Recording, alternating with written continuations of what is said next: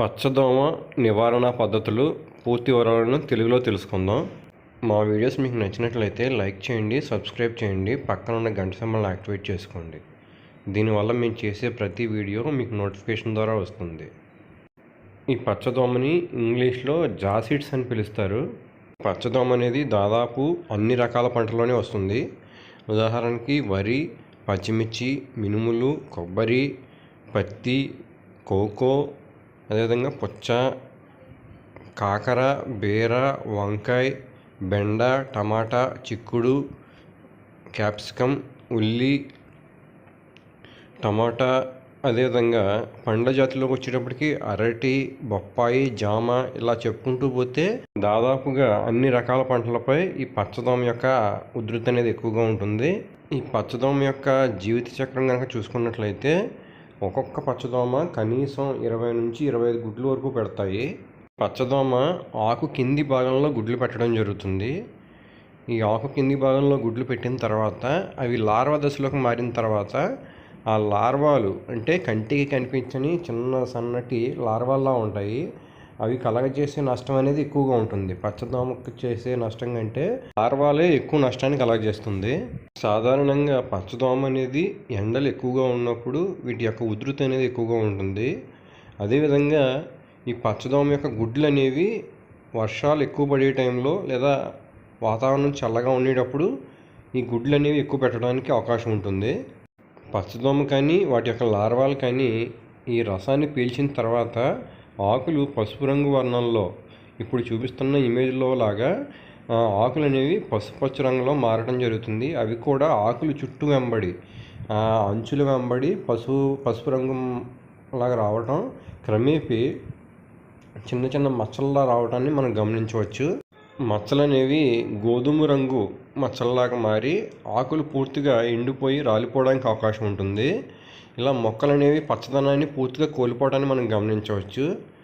ఎప్పుడైతే ఆకులు రాలిపోతున్నాయో మొక్కకి అందాల్సిన పోషకాలు అనేవి పూర్తిగా అందక మొక్కలు వీక్ అయిపోవడానికి అవకాశం ఉంటుంది. పచ్చదోమ ఆశించిన తొలి దశల్లో ఆకులు అనేవి పసుపు రంగు వర్ణంలో మారిపోయినప్పుడు పత్రహరితాన్ని కోల్పోవడం వల్ల కిరణజన్య సంయోగక్రియ అనేది సరిగ్గా జరగదు. దీనివల్ల మొక్కల ఎదుగుదల అనేది పూర్తిగా ఆగిపోతుంది. ఈ పచ్చదోమని నిర్మూలించుకోవడానికి మనం మిత్ర కీటకాలను పెంచుకోవాల్సి ఉంటుంది.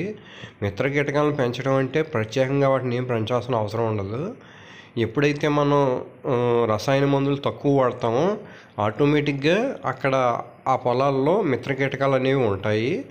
ఎప్పుడైతే మిత్ర కీటకాలు ఉన్నాయో సాధారణంగా మిత్ర కీటకాలు మాంసాహారులు అంటే ఈ పచ్చదోమ యొక్క గుడ్లు కావచ్చు, పచ్చదోమ కావచ్చు, ఇలా రసం పీల్చే పురుగులను లేదా లద్దె పురుగులకు సంబంధించిన గుడ్లను తిని అవి జీవనాన్ని కొనసాగిస్తాయి. కాబట్టి ఈ మిత్ర కీటకాలు ఉండడం వల్ల మనకి ప్రధాన శత్రువులు అంటే పచ్చదోమ కావచ్చు, రసం పీల్చే పురుగులు కావచ్చు, ఇలాంటివి పూర్తిగా నివారించుకోవడానికి అవకాశం ఉంటుంది.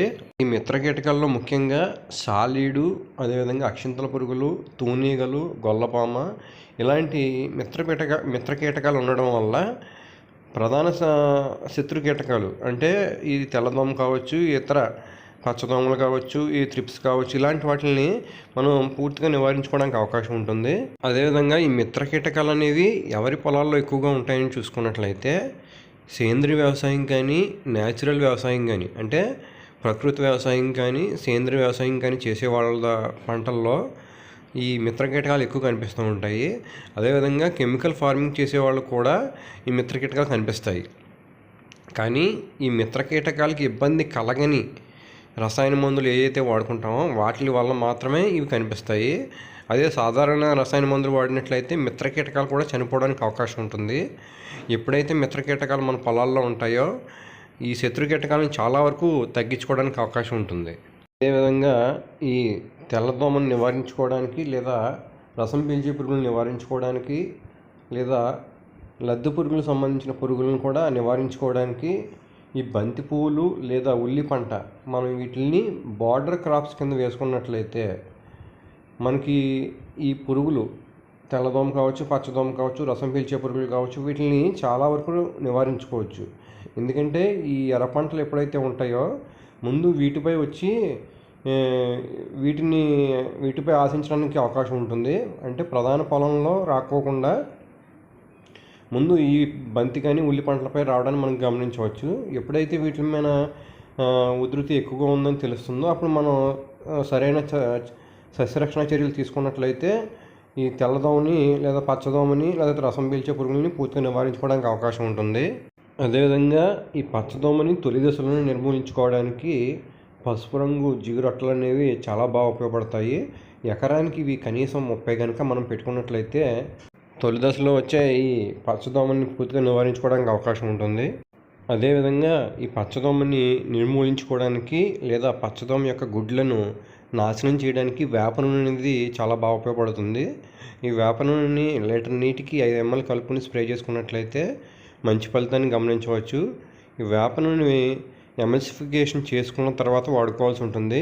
దీనికోసం మనం ఎమల్సిఫైర్ వాడి ఎమల్సిఫికేషన్ చేసుకుంటాం. ఇలా చేసుకున్న ఈ వేప నూనెని అవసరం ఉన్నా లేకపోయినా ప్రతి 7 రోజులకు ఒకసారి చొప్పున మనం స్ప్రే చేసుకున్నట్లయితే మంచి ఫలితాలను ఆశించవచ్చు. అదేవిధంగా సేంద్రియ పద్ధతిలో చేసేవారైతే కనుక ఈ పచ్చదోమని నిర్మూలించుకోవడానికి బవేరియా బ్యాసియన్ కానీ బ్యాసిలస్ తురింజినిస్ కానీ ఈపిఎన్ ఎంతమో పెద్దనికి నిమ్టోసిన్ కానీ వీటిని వాడుకున్నట్లయితే కనుక ఈ పచ్చదోమని నిర్మూలించుకోవడానికి అవకాశం ఉంటుంది.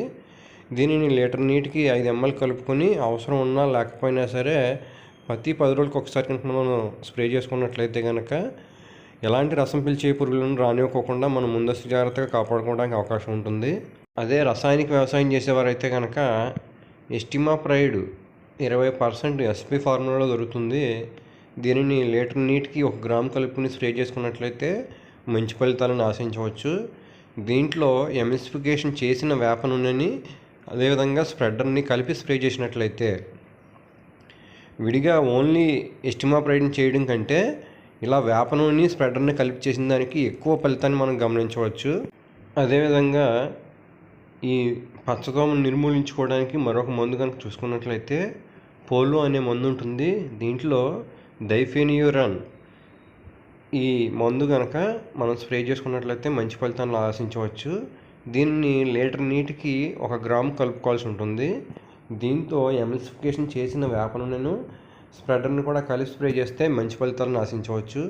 అదేవిధంగా పచ్చదోమ యొక్క ఉధృతి ఎక్కువగా ఉన్నట్లయితే మరొక మందు డయోమెథాక్సమ్, దీనిని అవేరా అని పిలుస్తారు. ఇది ధనుకా కంపెనీ వారిది. ఈ డయోమెథాక్సమ్ అనేది 25% WG ఫార్ములా దొరుకుతుంది. దీనిని లీటర్ నీటికి 2 గ్రాములు కలుపుకొని స్ప్రే చేసుకున్నట్లయితే ఈ పచ్చదోమని పూర్తిగా నివారించుకోవడానికి అవకాశం ఉంటుంది. దీంతో వేప నూనె స్ప్రెడర్ను కూడా కలిపి స్ప్రే చేసినట్లయితే మంచి ఫలితాన్ని ఆశించవచ్చు. అదేవిధంగా ఈ పచ్చదోమను నిర్మూలించుకోవడానికి బేయర్ కంపెనీ వారిది అల్టానో అని దొరుకుతుంది. దీంట్లో థియోక్రోపిడ్ 240 SC ఫార్ములా దొరుకుతుంది. దీనిని లీటర్ నీటికి 2 ml కలుపుకొని స్ప్రే చేసుకున్నట్లయితే మంచి ఫలితం ఉంటుంది. ఈ అల్టానోతో పాటు వేప నూనెని స్ప్రెడర్ని కూడా కలుపుకొని స్ప్రే చేసుకున్నట్లయితే ఇంకా మంచి ఫలితాన్ని ఆశించవచ్చు. ఈ పచ్చదోమ లేదా రసం పీల్చే పురుగుల యొక్క ఉధృతి ఎక్కువ ఉన్నప్పుడు డెలిగేట్ అనే మందుని మనం స్ప్రే చేసుకున్నట్లయితే మంచి ఫలితాన్ని ఆశించవచ్చు. ఈ డెలిగేట్లో స్పినోటరమ్ 11.7% SC ఫార్ములాలో కలిగి ఉంటుంది. దీనిని లీటర్ నీటికి 1 ml కలిపి స్ప్రే చేసినట్లయితే మంచి ఫలితాన్ని ఆశించవచ్చు. దీన్ని వేప నూనె స్ప్రెడర్తో కలిపి స్ప్రే చేసుకోవడం వల్ల మరింత మంచి ఫలితాన్ని మనం గమనించవచ్చు. అదేవిధంగా మరొక మందు చూసుకున్నట్లయితే ఈ ట్రేసర్ అని దొరుకుతుంది. దీంట్లో స్పానోసాడ్ 45% SC ఫార్ములా దొరుకుతుంది. దీన్ని లీటర్ నీటికి 0.4 ml కలుపుకుని మనం స్ప్రే చేసుకున్నట్లయితే మంచి ఫలితాన్ని ఆశించవచ్చు. దీంతోపాటు వేప నూనె కూడా స్ప్రెడర్ని కలుపుకుని స్ప్రే చేసుకున్నట్లయితే మరింత మంచి ఫలితాన్ని ఆశించడానికి అవకాశం ఉంటుంది. రసం పీల్చే పురుగులకు ఎప్పుడు ఏదో ఒకే మందును వాడకూడదు. మందుని మార్చి వాడుకున్నట్లయితే మంచి ఫలితాలను గమనించవచ్చు. ఎప్పుడు ఒకే రకమైన మందును వాడినట్లయితే వాటి యొక్క రెసిస్టెన్సీ పెరిగిపోయి వాటి యొక్క ఉధృతి అనేది ఇంకా ఎక్కువైపోవడానికి అవకాశం ఉంటుంది. అందుకని ఎప్పుడు ఒకే మందు వాడకుండా మందుని మార్చి వాడుకున్నట్లయితే మంచి ఫలితం ఉంటుంది. ఈ వీడియో మీకు నచ్చినట్లయితే లైక్ చేయండి, సబ్స్క్రైబ్ చేయండి. Thanks for watching.